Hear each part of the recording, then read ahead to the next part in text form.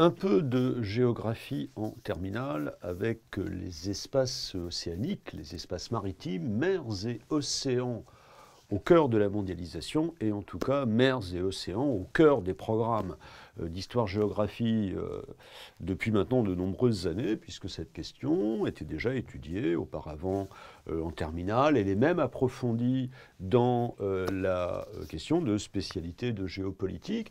Donc c'est vraiment une préoccupation centrale. Aujourd'hui, en géographie, on s'intéresse beaucoup aux espaces océaniques. Nous rappelons pourquoi avec ce petit rappel de cours qui va en deux parties essayer d'expliquer globalement la situation donc des mers et des océans dans le monde. Alors pourquoi en parle-t-on? Mers et océans, vecteurs de la mondialisation, qu'est-ce que ça veut dire?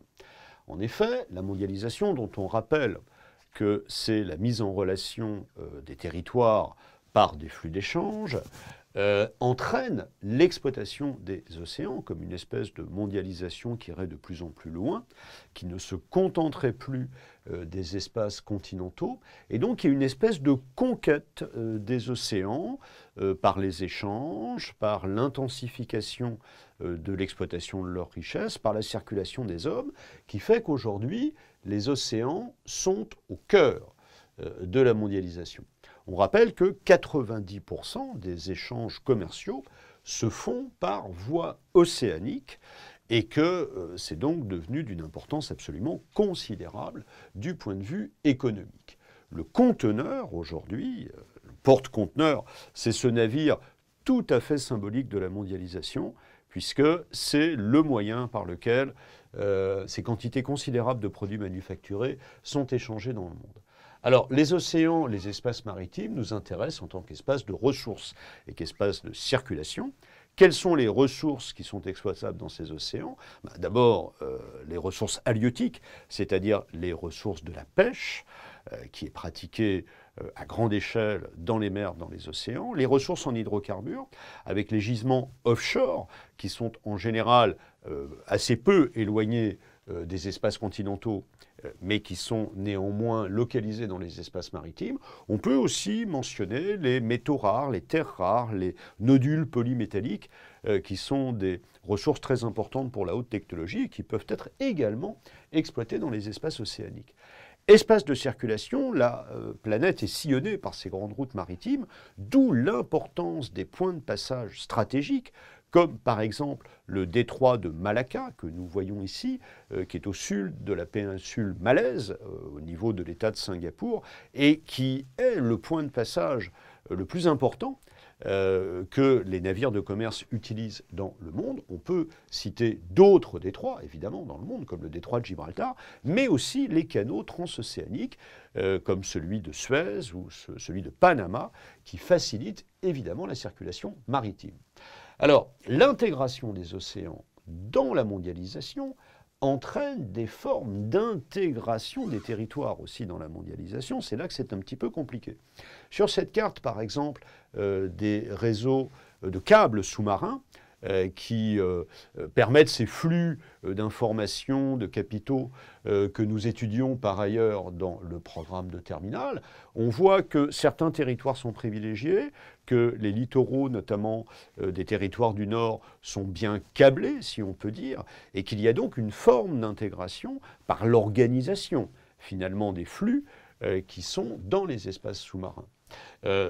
Cette mise en valeur des espaces océaniques a permis l'émergence d'interfaces maritimes. Les façades littorales qui portent des ports d'importance internationale sont devenues majeures aujourd'hui dans la géographie mondiale, et ces interfaces maritimes sont des lieux privilégiés, eux aussi, de la mondialisation.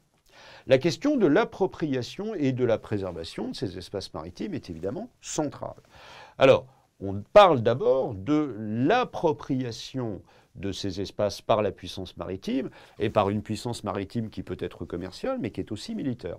On rappelle que la mondialisation a été beaucoup favorisée par ce qu'on va appeler les grandes thalassocraties, c'est-à-dire ces États qui possèdent des marines extrêmement puissantes, qui ont conquis les mers et les territoires d'outre-mer. C'était le Royaume-Uni au XIXe siècle, c'est beaucoup plus les États-Unis au XXe siècle. La Chine peut-être dans l'avenir, même si la Chine, on le sait par ailleurs, a des ambitions continentales avec la route de la soie. La projection militaire des grands États sur les océans est absolument fondamentale. Et on sait que de ce point de vue-là, les États-Unis sont dans une position écrasante, puisque les 3/4, par exemple, des porte-avions qui sont en circulation dans le monde sont de nationalité américaine.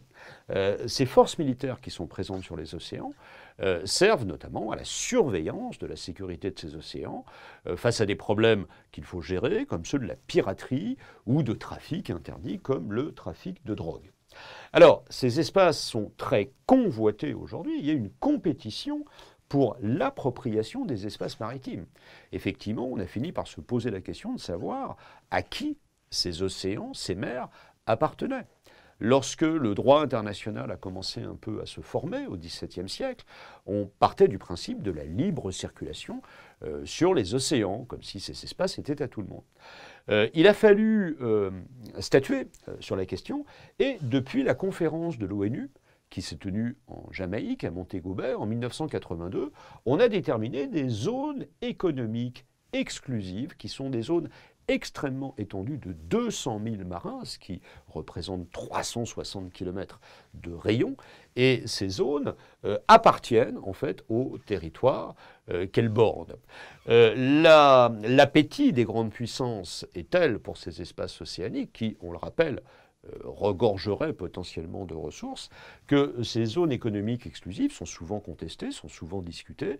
Des États, la Chine, la France aussi, veulent essayer d'étendre les leurs. Et la question se pose aussi des territoires qui, pour le moment, sont inappropriés, comme par exemple l'Arctique, qui se trouve dans les eaux internationales, mais que ces ressources en hydrocarbures pourraient intéresser les États riverains. Enfin, on conseille toujours de consacrer un peu de temps à la question environnementale.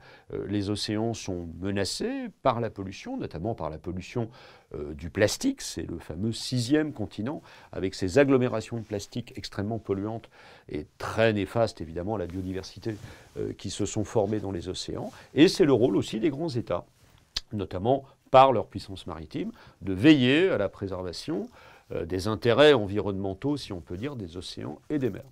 Donc on va garder cette question présente à l'esprit pendant toute l'année de géographie de terminale, parce qu'elle est absolument déterminante, et notamment pour comprendre l'organisation des espaces terrestres qui, plus ou moins, sont tous dépendants maintenant des espaces maritimes.